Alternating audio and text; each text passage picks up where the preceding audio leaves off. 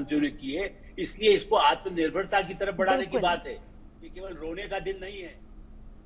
बिल्कुल आलोक जी, आज का दिन बेहद खास है आप सभी के पास। मैं वापस लौटूंगी, लेकिन इसी बीच हम आपको ये तस्वीरें दिखा रहे हैं लाल किले से, जहां पर पीएम मोदी का काफिला पहुंच चुका है और कुछ ही देर में राष्ट्रीय ध्वज फहराया जाएगा। ये देखिए, काफिला पहुंच चुका है लाल किले तक और सुरक्षा के लिहाज से इंतजामात कितने कड़े हैं वो आप इन तस्वीरों को देखकर अंदाजा लगा सकते हैं। अपने काफिले के बीच पीएम मोदी ठीक 7:35 पर राष्ट्रीय ध्वज फहराने वाले हैं, जिसके बाद सलामी दी जाएगी और फिर वो संबोधन जिस पर सभी की निगाहें टिकी हुई हैं। ये सीधी तस्वीरें आपको लाल किले से दिखा रहे हैं। इससे पहले भगवा पगड़ी पहनकर राजघाट पहुंचे थे पीएम मोदी, जहां पर राष्ट्रपिता महात्मा गांधी को उन्होंने नमन भी किया और 79वें स्वतंत्रता दिवस के मौके पर प्रधानमंत्री मोदी लगातार 12वीं बार लाल किले पर ध्वजारोहण करेंगे और लाल किले के प्राचीर से देश को संबोधित भी करने वाले हैं।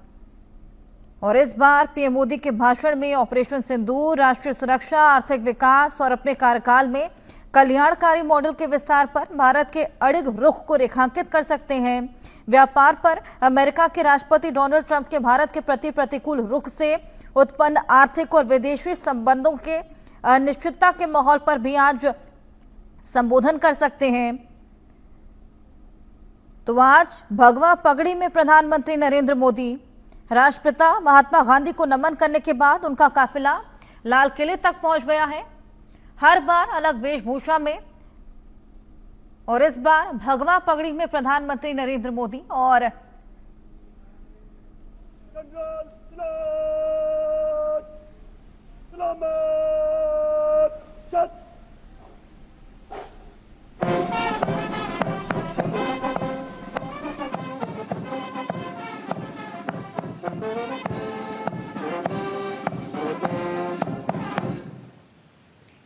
सेना पुलिस समान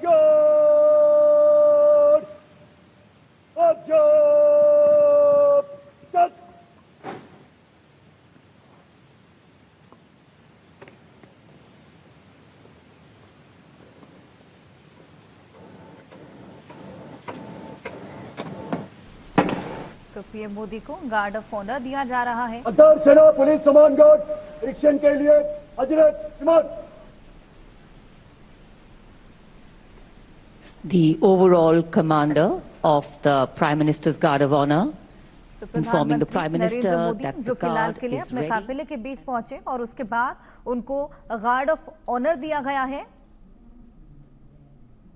A slow march during the inspection.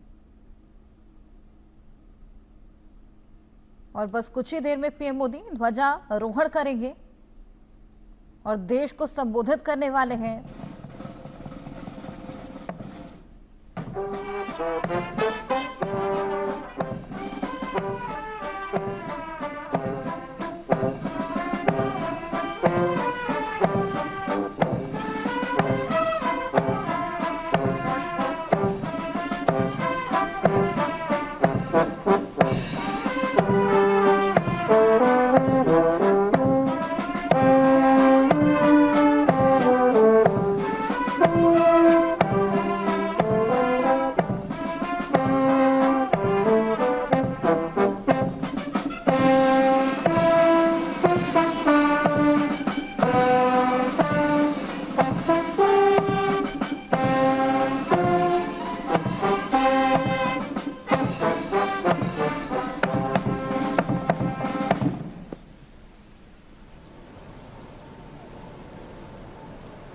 The inspection of the Guard of Honor complete, the Prime Minister will now move towards the rampart. प्रधानमंत्री नरेंद्र मोदी को गार्ड ऑफ ऑनर दिया गया है और अब वो लाल किले की प्राचीर तक पहुंचेंगे, जहां पर ध्वजारोहण करने वाले हैं।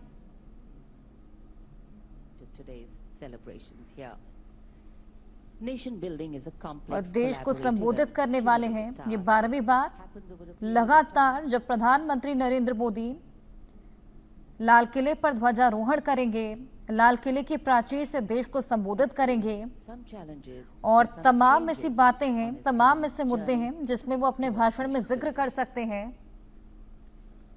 सम्मान गारद का निरीक्षण करने के बाद प्रधानमंत्री तो हमारे मेहमान भी हमारे साथ लगातार बने हुए हैं।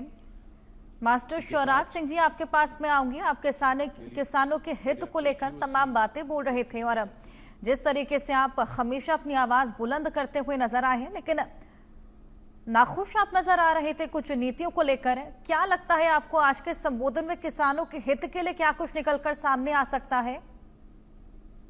नहीं, मेरा मानना ये है, जब तक ये देश अफसरशाही से मुक्त नहीं होगा, ये जो ब्यूरोक्रेसी है, आईएएस, आईपीएस, पीसीएस, जो किसानों के मुद्दों को सुनने को ही तैयार नहीं है। तीनों प्राधिकरणों में आज 30-35 साल पुरानी समस्या, आबादियों का निस्तारण नहीं हो रहा, आवासीय प्लाट नहीं मिल रहा, अतिरिक्त मुआवजा नहीं मिल रहा, कोई किसानों से सही ढंग से बात करने को तैयार नहीं है। तो जो हमारे पूर्वजों ने कुर्बानी दी थी, तो क्या इसी बात को लेकर के कुर्बानी दी थी, क्या आज उनकी आत्मा संतुष्ट होंगी? जो स्वर्ग से हमें देख रही होंगी कि हमारा जो जनमानस है कितना दुखी, अफसरशाही ने जकड़ लिया है देश को। अफसरशाही, इनके घरों पे तलाशी ली जाती है तो नोटों की घंटी मिलती है, बिना पैसे के किसी दफ्तर में किसी गरीब आदमी को सुना नहीं जाता, रिश्वत इतनी हावी है। तो क्या देश का गरीब आदमी आजाद हो गया? पूरा देश हर्षोल्लास से 79वां स्वतंत्रता दिवस मना रहा है, पूरे देश में खुशी की लहर है, गरीब आदमी भी मना रहा है। परंतु क्या गरीब आदमी सुखी है? उसको अफसरशाही ने जकड़ नहीं लिया? गरीब आदमी की बात क्यों नहीं सुनी जाती है इस देश में? क्यों अफसरशाही हावी है? यहां तक कि उत्तर प्रदेश में तो विधायक मंत्रियों को भी नहीं सुनते ये अफसर। तीनों प्राधिकरण हावी है हमारे देश में। बिल्कुल बिल्कुल। चलिए, ये तमाम आपकी शिकायतें, जिस तरीके से अफसरशाही को खत्म करने की आप बात भी कर रहे हैं। मयंक चौबे जी, आपके पास में आऊंगी। अब बस कुछ ही देर बाद ध्वजारोहण शुरू होने वाला है और पीएम मोदी का वो संबोधन जिस पर सभी की निगाहें टिकी हुई हैं। लेकिन अगर पीएम मोदी की वेशभूषा की भी बात की जाए, हर साल अलग अलग पगड़ियों में वो नजर आते हैं और लोग हमेशा उत्सुक रहते हैं ये देखने के लिए भी इस बार पीएम मोदी किस रंग की पगड़ी पहने हुए नजर आएंगे। और इस बार भगवा रंग की पगड़ी में पीएम मोदी नजर आ रहे हैं।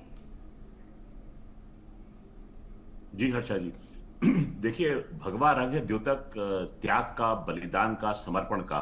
आज देखिए शिवराज सिंह जी भी भगवा वस्त्र में बैठे हुए हैं और ये भी उस बात का जी, देश का किसान और देश का जवान इस देश का सबसे बड़ा भगत है जी। ना तो जवान अपने धर्म से हटा है और ना किसान अपने धर्म से हटा है। बिल्कुल। ना राजनीति को टिकट ना मिले तो पार्टी छोड़ देता है, व्यापारी को अपने व्यापार में घाटा क्या हुआ है?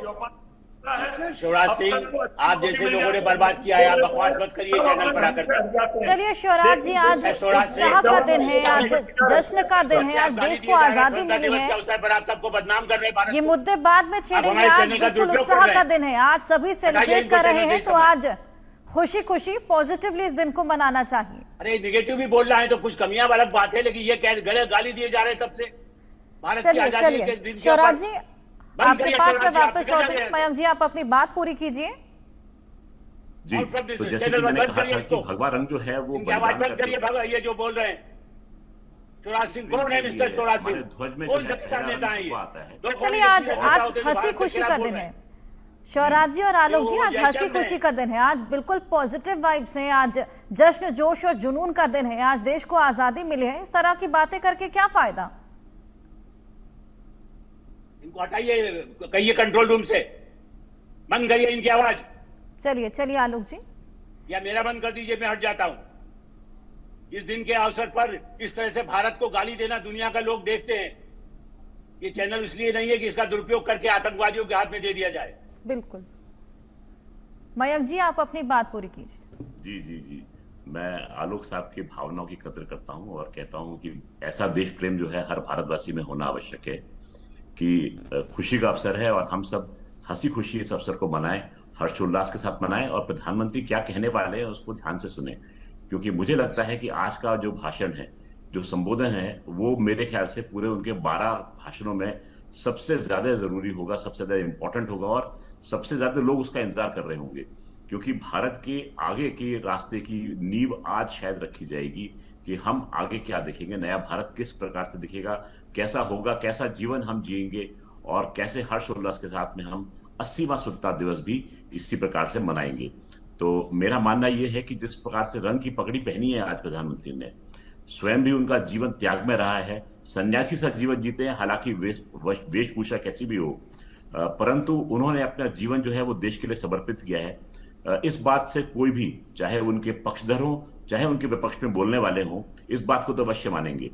तो ऐसा मानना है कि प्रधानमंत्री एक संदेश दे रहे हैं कि देश के लिए बलिदान करने का समय है, हमको त्याग करने का समय है और देश को समर्पित होने का समय है। ये उनकी पगड़ी शायद आज देशवासियों को दर्शा रही है।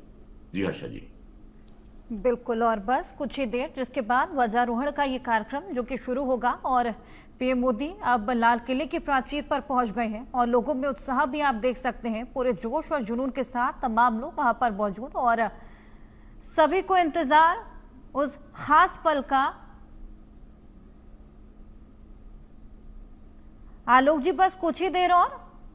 जी देखिए, मैं हर्षा जी, इसीलिए मैं फिर से कहूंगा कि देखिए, हमारे यहाँ जैसे अनुशासित बच्चे होते हैं, एनसीसी के बच्चे सुबह से जाकर के बैठे हैं, हमारी सेना के जवान, हमारे देश के किसान, गांव गांव में लोग, ये ठीक है। हम उस बात को इसलिए तो संकल्प लेते हैं कि हम स्थितियों को सुधारना है। आज तिरंगा जिस गौरव के साथ फहराया जा रहा है, इसका गौरव सबको महसूस होना चाहिए, जो समस्याओं से भी जूझते हैं, जो हमारे सामने। यही तो प्रधानमंत्री का संदेश होता है कि आप सबका सहयोग चाहिए। वोट का अधिकार है तो वोट का उपयोग करें। स्वतंत्रता दिवस स्वतंत्रता का अधिकार है। देखिए, स्वतंत्रता का दुरुपयोग, भारत की स्वतंत्रता दुनिया की सबसे बड़ी स्वतंत्रता है। दुनिया में किसी देश में इस तरह के किसी अवसर पर आप कहीं समस्याओं की चर्चा सब जगह है।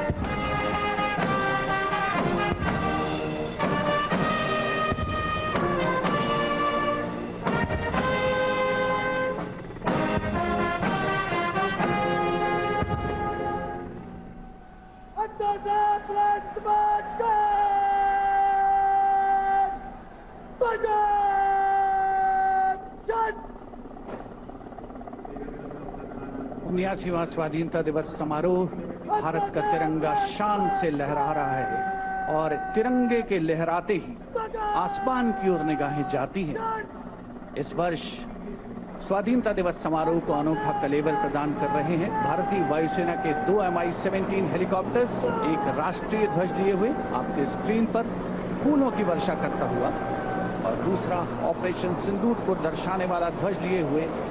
इन हेलीकॉप्टर्स की कमान संभाल रहे हैं विंग कमांडर विनय पूनिया और wing commander Aditya Jaiswal.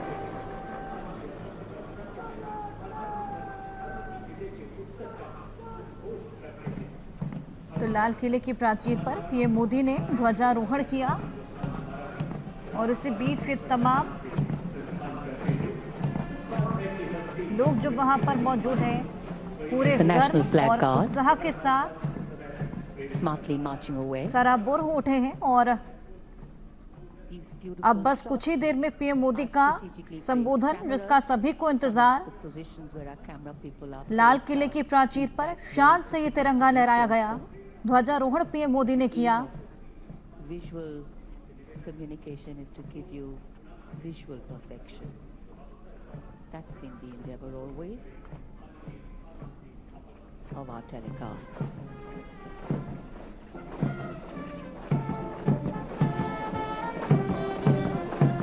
National flag guard के जवान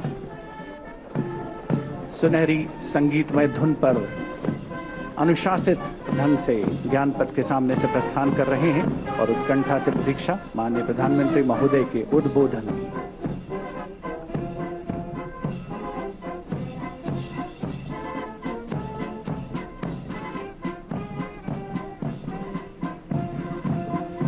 राष्ट्रीय सलामी और राष्ट्रगान के बाद आपने देखा किस तरीके से पुष्प वर्षा भी की गई है। Mi-17 हेलीकॉप्टर लोगों पर फूलों की वर्षा कर रहा था, वहीं एक हेलीकॉप्टर तिरंगा और दूसरा ऑपरेशन सिंदूर का ध्वज लेकर उड़ा। बस कुछ ही देर में प्रधानमंत्री लाल किले से संबोधन करेंगे। और आपको ये भी बताएं कि दिल्ली के 50 सफाई कर्मी इस बार स्वतंत्रता दिवस समारोह में स्पेशल गेस्ट के तौर पर मौजूद हैं।